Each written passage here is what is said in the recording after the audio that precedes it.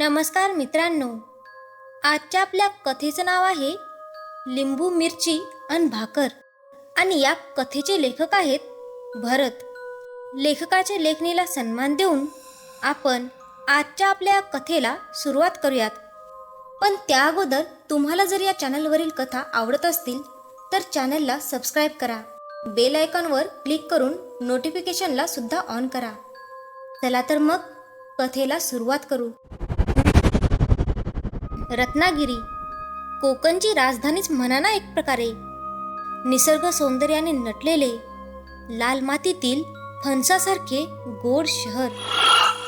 मला रत्नागिरीला येऊन 5 वर्षे झाली होती. मी मूळचा खानदेश जळगाव या जिल्ह्याचा. सपाट भूभाग, उष्ण हवामान आणि लाभलेला समुद्रकिनारा, त्यामुळे उन्हाळ्यात मी देखील लहानपणी त्रस्त होऊन जात असे.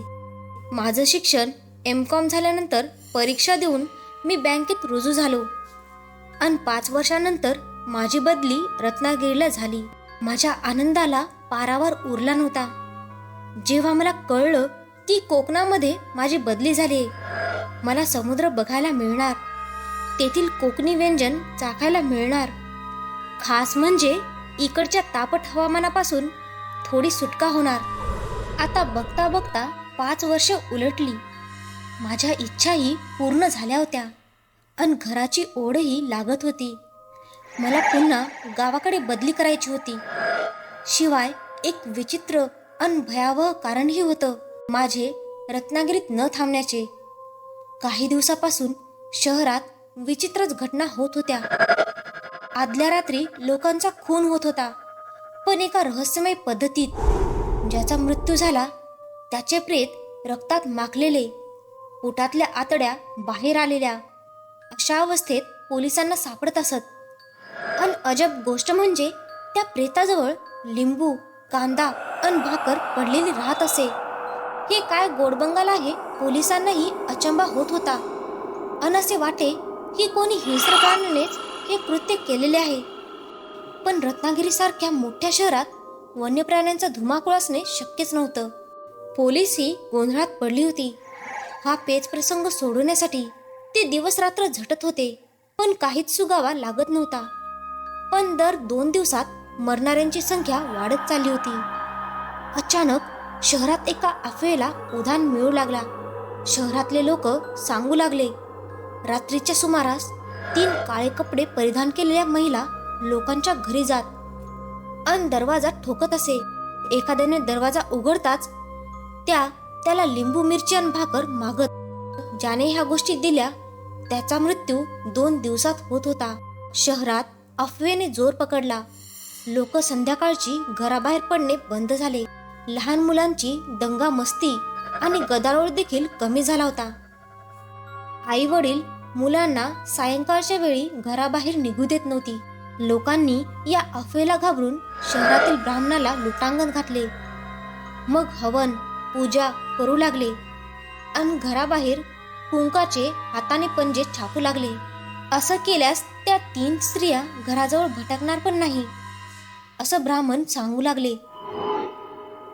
तिकडे लोकांची कितीही तारांबळ उडाली असेल, इकडे मात्र ब्राह्मणाच्या घरात काजू बदामची रास लागू लागली. असो, पण त्या घराबाहेर छापलेल्या पंजांचा आणि पूजेचा काहीच परिणाम झाला नाही. लोकांचा दर 2 दिवसागणिक मृत्यू होऊ लागला. याच शहरात राहणाऱ्या एका कुटुंबात जे झाले त्याने त्यांचं जीवन कायमचं बदलून गेलं. खैरनार कुटुंब एका दिवशी लग्नासाठी बाहेरगावी जाणार होते. सुनील हा त्यांचा एकुलता एक मुलगा. त्याची 10वीची परीक्षा असल्याकारणाने तो एकटा घरीच थांबला होता. त्यांच्या घरावरही त्या लाल कुंकवाचे छापे होतेच. तो अभ्यास आणि जेवण वगैरे करून TV बघण्यासाठी हॉलमध्ये बसला होता. अचानक 10च्या सुमारास घरातली लाईट गेली. सुनील घाबरला. त्याने चाचपडत हात समोर केला. समोर असलेल्या टेबलाखाली फिरवला. खाली टॉर्च पडली होती. ती घेऊन तो खिडकी जवळ आला. त्याने बाहेर बघितलं आणि तो बुचकळ्यात पडला. बाहेर तर लाईट आहे, रस्त्यावर कंदील पेटलेले होते, आजूबाजूच्या घरात लाईट होती, मग याच घरात कशी गेली? उन्हाळ्याचे दिवस चालू होते. कदाचित वायरमॅन काही काम करत असतील. ह्या विचाराने तो पुन्हा टीव्ही समोरील सोफ्यावर जाऊन बसला आणि लाईट येण्याची वाट बघू लागला. तसा सुनील धीट होता. रात्री कुठेही तो एकटा फिरायला जात असे. पण जेव्हापासून शहरात ही अफवा पसरली त्या दिवसापासून आईवडिलांनी त्याला ताकीद दिली होती, घर सोडून कुठेही जायचं नाही. अचानक बाहेर असलेल्या लोखंडी गेटचा कर्र असा आवाज झाला. त्याला वाटलं बहुतेक आईवडीलच आले असणार. हे बघण्यासाठी तो खिडकीजवळ उभा राहिला, पण गेटजवळ तर कोणीच नव्हतं. अन आपोआप गेट उघडला कसा? गेटजवळच एका चिंचेच्या झाडावर काहीतरी होतं, जे लपून त्याला बघत होतं. बाजूलाच एक घुबड बसलं होतं. सुनील विचार करतच होता. पुन्हा कर्र. आपोआप गेट बंद होऊ लागला. सुनील डोळे चोळत बघू लागला. आपल्याला भास होतोय की काय? गेटजवळ तर कोणीच नाही. कधी नव्हे तर आज सुनील घाबरला. त्याने पळत जाऊन मधला दरवाजा घट्ट लावला. डबल लॉक लावून तो सोफ्यावर बसला आणि टेलिफोनवरून आईवडिलांना फोन लावू लागला. काही वेळ रिंग वाजत राहिली. मग आईने कॉल उचलला. हॅलो, बोल सुनील, काय म्हणतोय बाळा? आम्ही यायला जरा उशीर होईल. आम्ही निघालेलोच आहोत. दरवाजे व्यवस्थित लावून ठेव. आई, मला भीती वाटते ग. ही लाईट गेली अन बाहेर. हॅलो हॅलो आई. अचानक टेलिफोनची वायर कोणीतरी कट केली. सुनील बिचारा, त्याला दरदरून घाम फुटला. पण धीर धरून तो सोफ्यावर मेणबत्ती लावून पुस्तक वाचत बसला. त्याला खिडकीतून कर्कश आवाज आला. भाऊ दादा, सकाळपासून उपाशी आहे. पोटात अन्नाचा कण नाही. काही उरला असेल तर द्या. हिम्मत करून सुनील खिडकीजवळ गेला. समोर एक 70 वयाची म्हातारी स्त्री काठी टेकून उभी होती आणि तिच्यासोबत 2 काळ्याशार मांजरी उभ्या होत्या. त्याला पाहून ती स्त्री म्हणाली, दादा, सकाळची उपाशी आहे. पोटात अन्न नाही. काही उरलं असेल तर दे बाळा. उपकार होतील तुझे. सुनीलला म्हातारीवर दया आली. तो किचनमध्ये गेला. समोर एक भाकर पडलेली होती. ती घेऊन तो खिडकीजवळ आला. त्याने तिला खिडकीमधून भाकर दिली. पण तिने हातात घेताच तिला काहीतरी झालं आणि ती भाकर खाली पडली. ती म्हणाली, मी उचलते बाळा. तिला पायऱ्यावर बसवण्यासाठी न राहून सुनीलने दरवाजा उघडला. पण ती म्हातारी त्याला पुन्हा म्हणाली, बाळा, नुसती कोरडी भाकर मला जाणार नाही. लिंबू मिरची असेल तर दे. आता मात्र सुनीलच्या मनात संशयाची पाल चुकचुकली. तो तिला थांबून किचनमध्ये जाऊ लागला. तिने पुन्हा त्याचा हात पकडला, पण लगेच सोडून दिला. थांब, मी पण येते किचनमध्ये. जाऊनच खाऊन घेईल. जशी ती आत घुसली, तिच्यासोबत त्या काळ्या मांजरी पण आत आल्या. हळूहळू म्हातारीचा चेहरा बदलू लागला. तिच्या अंगावरचे कपडे काळे होऊ लागले. पाय मागे फिरू लागले. म्हातारी विद्रूप दिसू लागली आणि जोरात हसू लागली. त्या 2 मांजरींनीही रूप पालटलं. त्याही म्हातारीसारख्या विद्रूप दिसू लागल्या. आज तर कवळं मांस खायला भेटणार, ते पण लिंबू मिरची लावून. बिचारा सुनील ठाडकन खाली बसला. समोरचं भयावह दृश्य बघून त्या लहान जीवावर काय बितली असेल त्यालाच माहीत. तो रडू लागला अन हळूहळू मागे सरकू लागला. त्या तिघींनी हास्याचा टाहो फोडला अन हळूहळू त्या सुनील जवळ येऊ लागल्या. आई, बाबा, मला वाचवा. आई. सकाळी 8 वाजेला. सुनील, उठ बाळा, काय झालं? समोरचे रमेश काका त्याला उठवत होते. त्याला चेहऱ्यावर आणि हातावर कोणीतरी ओरबाडलं होतं. रमेश काका त्याला उठवून सोफ्यावर बसवतात. विचारतात, काय झालं होतं सुनील रात्री? तो डोक्यावर हात लावत त्यांना सांगतो, मला काही आठवत नाही काका. थांब, मी फर्स्ट एड किट घेऊन येतो. बघ, कोणीतरी ओरबाडले तुला आणि तू म्हणतो काही आठवत नाही. अचानक आवाज करत पोलिसांची गाडी सुनीलच्या घराजवळ येऊन थबकते. रमेश काका गेटवरच असतात. मिस्टर अँड मिसेस खैरनार इथेच राहतात का? एक उंच अन भक्कम बांध्याचा सब इन्स्पेक्टर महेश रमेश काकांना विचारतात. हो, हेच, पण ते लग्नाला गेलेले आहेत आणि घरी फक्त त्यांचा मुलगाच आहे. बरं, तो घरातच आहे का? सब इन्स्पेक्टर महेश विचारतात. हो सर, या आत. चालता चालता रमेश काका विचारतात, काही झालंय का सर? हो, सांगतो, आत चला. बाळा, तूच का सुनील? हो सर. बरं, लक्ष देऊन ऐक. मी जे सांगेल त्याच्याने तुझ्या मनाला धक्का पोहोचणार आहे. तू शहाणा आहेस. मी तुला घाबरवत नाही, पण धीरानं घेशील. मग सब इन्स्पेक्टर खिशात हात घालतात आणि 2 पासपोर्ट साईज फोटो बाहेर काढतात. हेच का तुझे आई वडील? हो सर, पण तुम्ही असं का विचारताय? काल रात्री हायवेवर गाडीच्या टक्करमध्ये त्यांचा ऍक्सिडेंट झालाय आणि त्यांचा जागीच मृत्यू झाला. सुनीलची पायाखालची जमीनच सरकली. तो एकदम भावशून्य झाला आणि त्याने जोरात हंबरडा फोडला आणि हुंदके देत ढसाढसा रडू लागला. सब इन्स्पेक्टर त्याला जवळ घेत पाठीवर हात ठेवून धीर देत म्हणाले, पोरा, सांभाळ स्वतःला. नियतीच्या पुढे कोणाचं चालत नाही. तू धीट हो.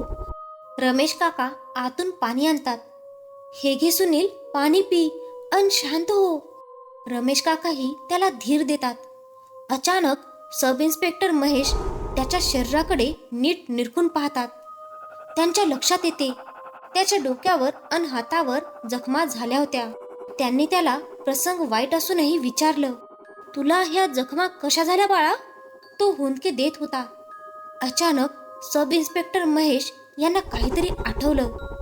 ते हॉलमधून बेडरूममध्ये गेले आणि मध्ये गेल्यावर सगळं सामान अस्ताव्यस्त पडलेलं होतं. कपाटातील लॉक कोणीतरी तोडले होते, म्हणजे चोरीच झाली होती. सब इन्स्पेक्टरना थोडंफार समजलं. त्यांनी पुन्हा बाहेर येऊन सुनीलला विचारलं, बाळ, काय झालं होतं रात्री? हे बघ, मी 100 दिवसापासून शहरातील होणाऱ्या खुनांचा तपास करत आहे आणि आज तुझ्या घरी चोरी झालीये. पण कोण करते याचा अजून थांगपत्ता लागत नाहीये आणि खुनाचाही. असंही मी जरा स्पष्टच बोलतोय. तुझ्या अंगावर त्याच खुना आहेत ज्या मयताच्या शरीरावर मला आढळून आल्या. तू जर मला केसमध्ये मदत करशील तर मला तुझा जीव वाचवता येईल.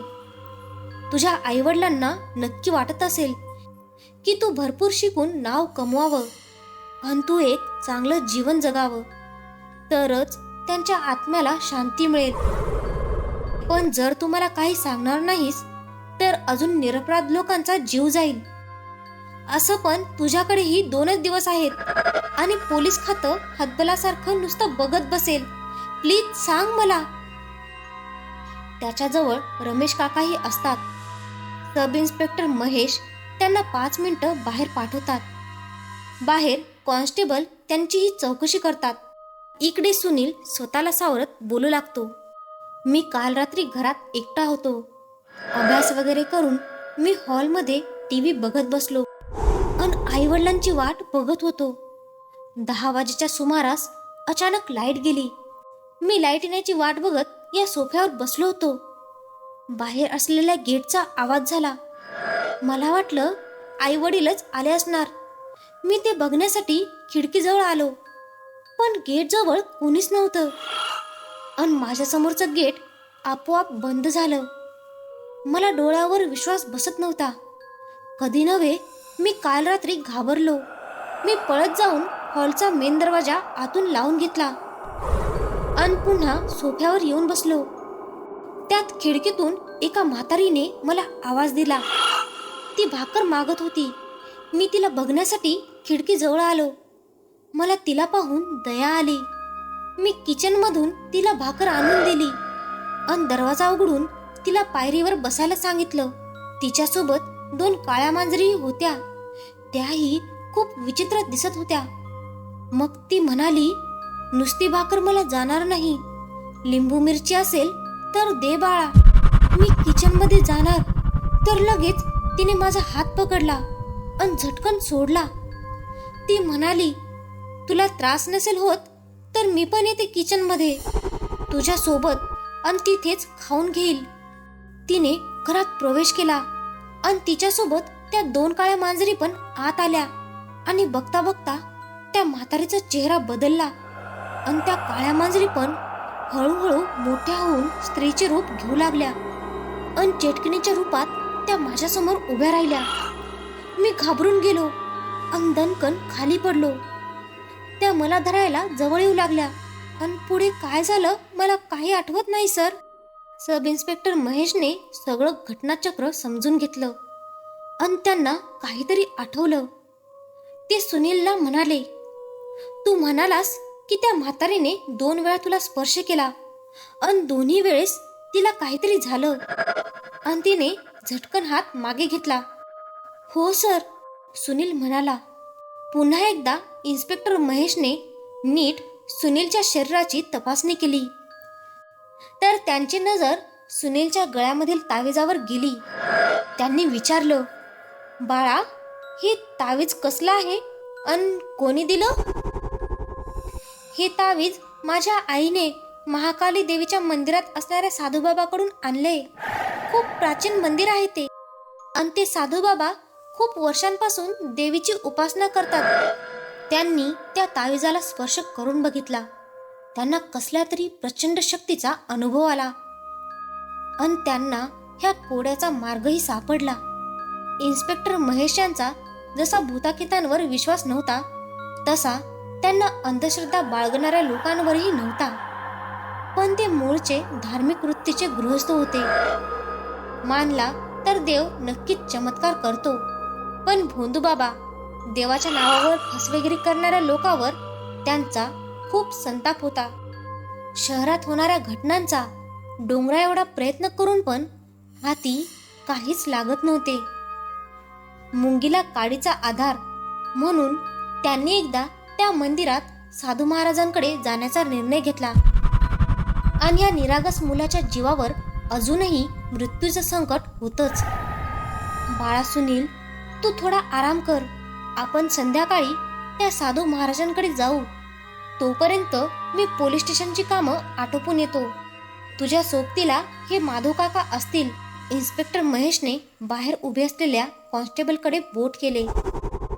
तिकडे रमेश काकांची चौकशी पण पूर्ण झाली. कॉन्स्टेबलला त्यांच्या बोलण्यावरून काही संशयास्पद आढळलं नाही, पण ते म्हणाले, तुम्हाला स्टेशनला यावं लागेल. संध्याकाळी सुनील बेडवरून उठतो. झोप तर लागलीच नाही. आई वडिलांच्या आठवणीने तो हुंदके देत होता. माधव काकाही त्याला खूप जीव लावत होते. इन्स्पेक्टर महेश सुनीलच्या घरी पोहोचले. त्यांनी फॉर्मल कपडे घातले होते. मंदिरात कोणालाही संशय येऊ नये म्हणून. आणि तसंही देवाजवळ कोणताही युनिफॉर्म चालत नाही. तिथं चालते ती श्रद्धा आणि भक्ती. मग तुम्ही राजा असो व फकीर. चल बाळा सुनील, असं हिम्मत सोडू नको. मी आहे तुझ्यासोबत. रमेश काकाही म्हणाले, कृपया मलाही तुमच्यासोबत घ्या सर. या मुलाची काळजी वाटते. बरं ठीक, चला तुम्ही पण. रमेश काका, इन्स्पेक्टर महेश आणि सुनील त्या मंदिराकडे रवाना होतात. महाकालीचे जागृत मंदिर शहरापासून 1 तासाच्या अंतरावर होते. रस्त्यात इन्स्पेक्टर महेश यांना वेगवेगळे विचार येत होते. त्या साधू महाराजाजवळ याचा काहीतरी इलाज असेल. सुनीलचा जीव कसा वाचवायचा? 1 तासानंतर ते मंदिराजवळ पोहोचले. लहानगा सुनील झोपी गेला होता. रमेश काका त्याला म्हणाले, बाळा सुनील, उठ. देवीचं मंदिर आलं. मंदिर फार प्राचीन होतं. 40 पायऱ्या, उंच कळस अन महाकाली देवीची विशाल विकराळ मूर्ती. इन्स्पेक्टर महेशने कॉन्स्टेबलला गाडीजवळच थांबायला लावून ते तिघे वर चढू लागले. वर गेल्यावर आधी तिघांनी देवीचं दर्शन घेतलं. इन्स्पेक्टर महेशांनी देवीला मनातल्या मनात काही नवस कबूल केला. तिघेही बाहेर आले. मंदिराच्या मागच्या बाजूने खाली एक रस्ता एका कुटीपर्यंत जात होता. सुनीलने इशारा करून सांगितलं, इथेच राहतात ते बाबा. सगळे कुटीजवळ आले. त्यांनी बाहेरून आवाज दिला तर मधून त्या साधूचा शिष्य बाहेर आला. त्याने सांगितलं, गुरुवर्य ध्यानस्थ अवस्थेत आहेत, आपण मध्ये यावे. ते आता ध्यान सोडतीलच. तिघांनी त्या साधूच्या कुटीत प्रवेश केला. पूर्ण कुटी धूप अगरबत्तीच्या वासाने सुगंधित अन पावन झालेली वाटत होती. समोर महाराज उंच आसनावर बसले होते. त्यांचं तेजस्वी रूप चंद्राप्रमाणे चमकत होतं. इन्स्पेक्टर महेशांना सकारात्मक ऊर्जेचा भास होऊ लागला. तिघही त्या साधूबाबाजवळ जाऊन बसले. महाराज ध्यान अवस्थेतून हळूहळू बाहेर आले. त्यांनी तिघांकडे बघितलं, अनेक विचित्र स्मितहास्य केलं अन बोलले, ज्या गोष्टीचं निदान करण्यासाठी तुम्ही माझ्याकडे आले आहात ती वाटते तितकी सोपी नाही. त्या 3 चेटकिनी आहेत. या ठिकाणी भूत प्रेत आत्मा याचं निवारण करण्यासाठी लोक येतात. त्या आत्मा आम्ही एका शिशीत वशीकरण करून बांधून ठेवतो, जेणेकरून त्या कोणाला इजा करणार नाही. पण वाईट प्रवृत्ती नेहमी माणसाला अघटित करण्यास बळी पाडते. येथून 5 कोसावरच एक तांत्रिकाचं ठिकाण आहे. त्याने एका दिवशी येथून 3 शिशी चोरून नेल्या. त्याला त्या आत्म्याचा उपयोग करून संपत्ती कमवायची होती. त्याने एका शिशीतून त्या आत्मा मुक्त केल्या, पण तंत्राने त्यांना चेटकिनीच्या रूपात बदलून टाकले, जेणेकरून त्या अधिक शक्तिशाली व्हाव्यात. त्याने चेटकिनींना आदेश दिला की जोपर्यंत तुम्ही माझ्या इच्छा पूर्ण कराल तोपर्यंत तुम्हाला खायलाही मांस मिळत जाईल, आणि हळूहळू मी तुम्हाला या योनीमधून मुक्त करेल. हे ऐकून त्या 3 चेटकिनी कामाला लागल्या. दर 2 दिवसागणिक तो त्यांना आदेश देई आणि त्या शहरात जाऊन चोरी बरोबर खूनही करू लागल्या. एका दिवशी रात्रीच्या वेळी मांत्रिकाच्या घरात नाग घुसला. त्याने मांत्रिकाच्या पायावर दंश केला. मांत्रिक जागीच यातनेने मेला. पण इकडे त्या 3 चेटकिनी आपलं काम करून हातात धन घेऊन आल्या. त्यांनी मांत्रिकाला बघितलं, तो तसाच निपचित पडला होता. त्यांना वाटलं हा निद्रेत असेल, म्हणून त्यांनी त्याला न उठवता तेही शिशीत बंद झाल्या. त्यांना सवय पडली होती मांत्रिकाच्या आदेशाची. ते दर दिवसागणिक शहरात जाऊ लागले आणि आपलं काम करू लागले. आता सुनीलचाही ते बळी घेतल्याशिवाय राहणार नाही. इतके दिवस त्यांची शक्ती बळकट झाली आहे, त्यामुळे मीही त्यांना बांधू शकत नाही. इन्स्पेक्टर महेश म्हणाले, महाराज, मला काहीही करून या गरीब मुलाचा जीव वाचवायचा आहे. त्याच्यासोबत जो अनर्थ झाला तो 7 दुश्मनावर पण होऊ नये.